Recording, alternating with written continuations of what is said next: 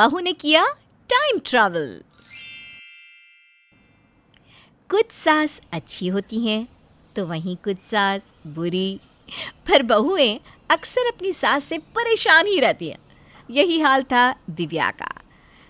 ऐसे ही एक दिन दिव्या खाना बना रही होती है, तभी उसकी सास आकर उससे कहती है, अरे बहू, अभी तक तो दोपहर का खाना ही बना रही है। तेरे समय पर जब मैं थी ना, तो सारा काम यूं चुटकियों में कर लेती थी। जब खाना बन जाए तो मेरे पैर दबा देना, बहुत दर्द हो रहा है। माँ जी, अभी 2 घंटे पहले तो मैंने आपके पैर दबाए थे, इसलिए तो आज दोपहर का खाना लेट हो गया। पहले खाना खा लीजिए, उसके बाद आप सोने जाओगी तो मैं आकर आपके दोबारा पैर दबा दूंगी। नहीं बहू, मुझसे खड़ा नहीं हुआ जा रहा। अब तो पहले मैं पैर दबाऊंगी और फिर ही कुछ खा पाऊंगी, वरना ये दर्द तो मेरी जान ही ले लेगा। इतना बोलकर सुमन अपना पैर पकड़कर अपने कमरे में चली जाती है। अपनी सास की यह हरकत देखकर दिव्या को बहुत गुस्सा आता है और वो खाना बनाना छोड़कर खुद से कहती है, पता नहीं भगवान ने मेरी किस्मत में ये कैसी बुढ़िया सास लिखती है। हर समय इसके पैर ही दबाते रहो। कभी कभी तो डर लगता है कि मेरी पूरी ज़िंदगी इसकी सेवा करने में ही ना गुजर जाए। हे भगवान, कब मुझे मेरी सास से छुटकारा मिलेगा। अब ना चाहते हुए भी दिव्या खाना बनाकर तेल लेकर अपनी सास के कमरे में जाती है और अपनी सास के पैर दबाने लगती है। अरे बहू, लगता है तेरे हाथों में जान ही नहीं है। जान लगा कर दबा पैर। इस बुढ़िया के हमेशा पैर में ही क्यों दर्द रहता है? कभी गले में क्यों दर्द नहीं होता? कभी गले में दर्द हो तो इसका गला दबा कर ही मार दूं। नाक में दम कर रखा है इस औरत ने। दिव्या मुंह बनाते हुए अपनी सास के पैर दबाती है। इसी तरह से समय गुजरता है और जब भी दिव्या कोई काम करती, उसकी सास आकर अपने पैर दबाने लगती या फिर उसके कामों में नुक्स निकालने लगती। ऐसे ही एक दिन चाय पीते हुए, बहू, आज कैसी चाय बना दी है तूने? इससे अच्छी तो ट्रेन की चाय होती है। माँ जी, आपको तो मेरे हाथ का कुछ भी अच्छा नहीं लगता। मैं तो सोच रही हूँ कि कल से मैं आपके लिए कुछ बनाना ही बंद कर दूँ। मैं क्या कह रही थी बहू, कभी कभी तो चाय खराब बन ही जाती है। अब जैसी भी है पी लूँगी मैं, पर इसके साथ कुछ मठरी या बिस्किट मिल जाता है तो अच्छा लगता। अभी लाती हूँ। और भी कुछ चाहिए तो बता दीजिए। नहीं नहीं, बस मठरी या बिस्किट ही ला दे अभी तो। दिव्या मुंह बनाते हुए अपनी सास के लिए नमकीन, बिस्किट और मठरी तीनों लेकर आ जाती है ताकि उसकी सास उसे दोबारा ना भेजे। अब इसी तरह से कुछ दिन बीत जाते हैं। एक बार वॉशिंग मशीन खराब होने की वजह से दिव्या हाथों से सारे कपड़े धो रही थी, पर उसकी सास ने तो उसमें भी नुक्स निकालना शुरू कर दिया। अरे बहू, ये कैसे कपड़े धोए हैं तूने? सारे गंदे ही लग रहे हैं। तूने तो सर्फ साबुन को दुख दे दिया, कपड़ों पर भी गुस्सा निकाल दिया, पर कपड़े साफ नहीं हुए। माँ जी, मेरे हाथ मशीन नहीं है। मुझसे जितना हो सका मैंने कर दिया। अगर आपको इसमें भी कुछ कमी नज़र आ रही है तो खुद धो लेना, मेरे बस की नहीं है। आज दिव्या की थोड़ी तबीयत सही नहीं थी।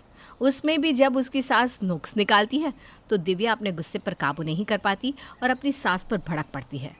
दिव्या रोती हुई वहाँ से अपने कमरे में चली जाती है और अपनी सास को और अपनी किस्मत को कोसने लगती है। पता नहीं कैसे घर में मेरी शादी हो गई। जब से इस घर में शादी करके आई हूँ, हमेशा यही लगता रहा जैसे कि मैं इस घर की बहू नहीं, नौकरानी हूँ। काश कि कुछ ऐसा होता कि मैं टाइम ट्रैवल करके बहू वाली ज़िंदगी जी चुकी होती और सीधा सास बन जाती। परेशान हो चुकी हूँ मैं इस बुढ़िया से। दिव्या के इतना बोलते ही मानो जैसे कोई जादू हो जाता है या भगवान उसकी सुन लेते हैं। दिव्या के कमरे में रखी हुई एक बहुत ही यूनिक दीवार घड़ी अपने आप बजती है। घड़ी अपने आप तेज़ी से आगे बढ़ने लगती है और दिव्या के आसपास की सारी चीज़ें थम सी जाती है और देखते ही देखते 20 साल गुजर जाते हैं। दिव्या टाइम ट्रैवल करके आगे बढ़ जाती है। ये मेरा कमरा बदल कैसे गया? ये सब क्या हो रहा है?